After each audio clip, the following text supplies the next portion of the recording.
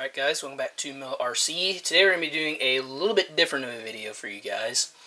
If you've been following me on YouTube or and see me a little bit on RC groups, you probably know I've been getting into the 4-stroke glow engine hobby side of the hobby, I guess you can call it. Very cool, and they're very cool how they operate. They're fun to tinker with, change the bearings, all that, maintenance, and they're just a lot of fun. So it's something I always kind of wanted to do, and I've been getting into them finally. So we're going to go ahead and talk about two engines today, and particularly one I've been hunting for quite a bit, and I was able to acquire one. So we've got Saito FA-45 engines right here.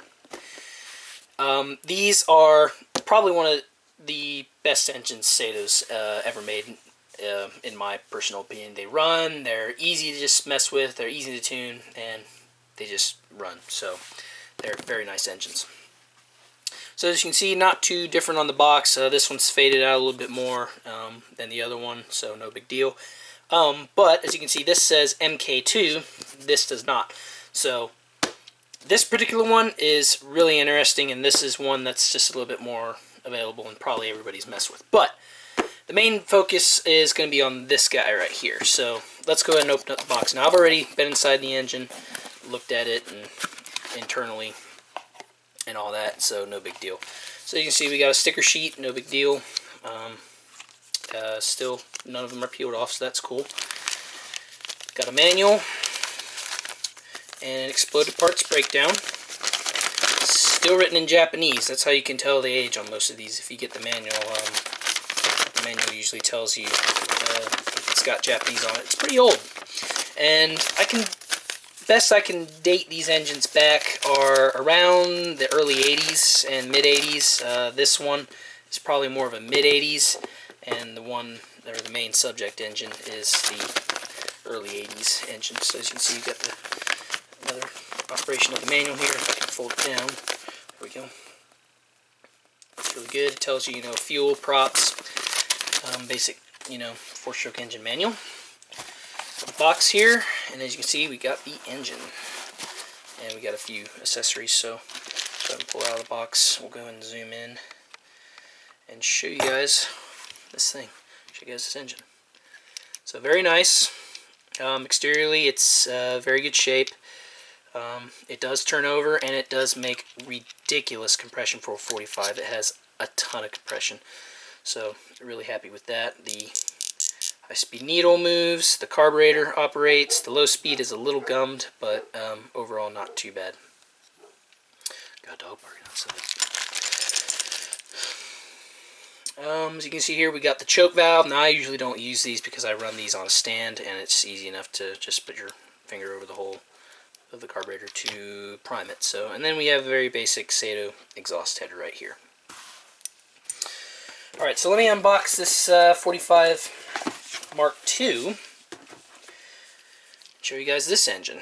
As you can see, this engine is also in very good exterior shape, and it does high-speed needle and everything turns. I've run this thing before. It's a very great runner, and it's well maintained.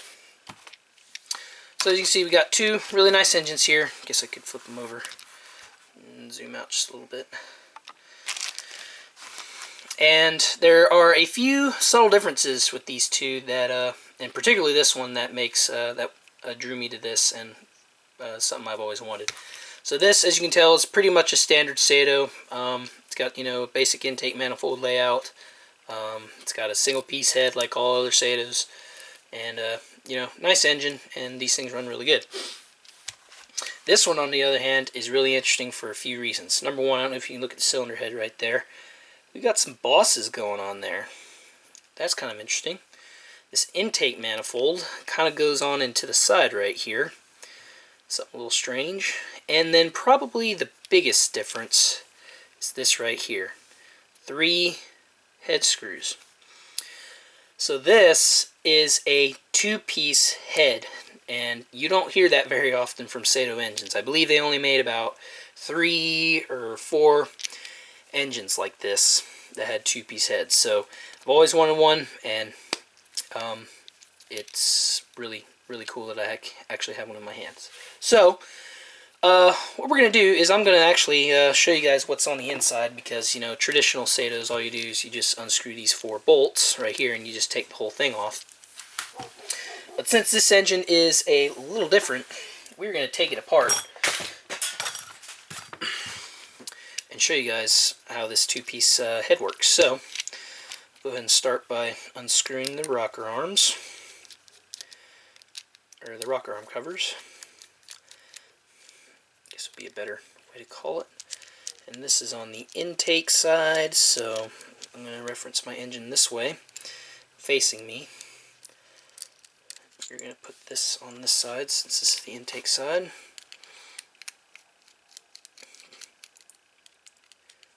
And this here, take off the exhaust side. So, and I can tell you right now, the internal condition of this thing, since I've been in here, is very good. It actually looks like it has very little runtime, which I'm super happy with. And hopefully I'll be able to show it to you. So, as you can see, these rock arms look very nice. Both of them rotate, as you can see. So that's very, very good. No stuck cam followers or anything, so very nice. Alright, now we'll take off this single screw, because there's a line right there, if you can see it right there, and take this one screw off and show you some pretty interesting parts here that you don't see very often from Saito. And I'm going to do this without hopefully pulling out the pushrod tubes. Alright, got it free. Now look at this. Very interesting part right here. It's got the rocker arms or it just holds the rocker arms basically, and both of them move very freely. Gaskets are actually 2-piece for the rocker arm covers, so that's also a unique feature or a unique deal there. So, very interesting. And then, as you can see, this exposes 2 more screws here to take the actual head off, so let's go ahead and do that. But first we are going to have to take off this carburetor, because it is attached to 2-piece head, so let's go ahead and do that. Pull off the bottom screw right here.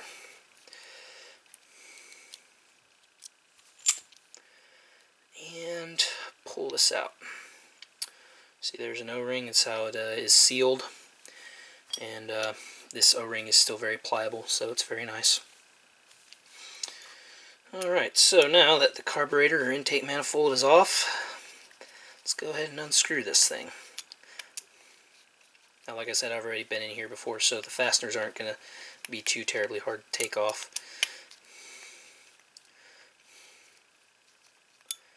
I'll go ahead and keep coming off here. It's a little tighter. Highly recommend nice tools like this. This is, by the way, a 2.5 millimeter, if I haven't said it already. And these RC car grade tools, and these are specifically the Turnigy ones, in case you're wondering. They're really nice. They make the job a lot easier, besides having to spin a little L key, which is the only thing that wasn't included in the box that would eventually, or that you would get, is a set of tools. But for the price I paid for this, I'm pretty happy, and the condition, the internal low runtime. Very happy with this. So these screws are pretty long, so you have to usually keep unscrewing quite far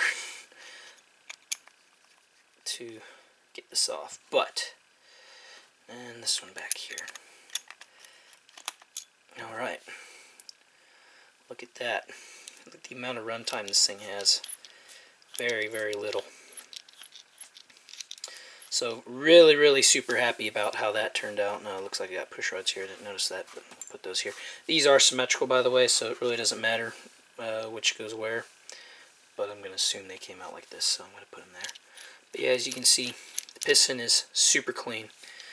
And then here, we'll do a review on the valves. And look how clean them things are. Really, really nice.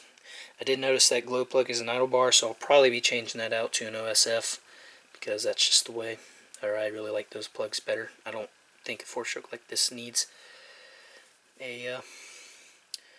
but as you can see, valves operate, and it's just super clean in there. So super happy with the amount of runtime on this thing. As you can see, the piston looks very good. So yes, that is how this Saito FA-45 goes together. It's a very interesting two-piece. I know Saito only did a few engines like that, because the rest are just like this here, the single-piece head, and more traditional. So very, very interesting. So I did want to just show you guys how this thing's constructed, just because it is very unique in how it works. So I want to show you that, and it looks like that, hopefully I got a good video of doing that for you guys. So you can expect some run videos of this coming soon. Like I said, this has very little runtime on it, so a proper break-in is probably still required. So the first runs are probably going to be, on the rich side and all that, and making sure it runs properly. But yeah, hopefully we can get some run videos soon. If you guys like this type of format of videos, even me shooting these up-close looks and run video engine runs, let me know in the comments, and hopefully I can do more for you guys if you guys are interested in seeing some more videos like this. But anyway, like I said, look out for the run video of this thing coming soon, and thank you guys for watching, and tune in next time. Also, if you have any questions, leave them in the comments below. Thank you guys.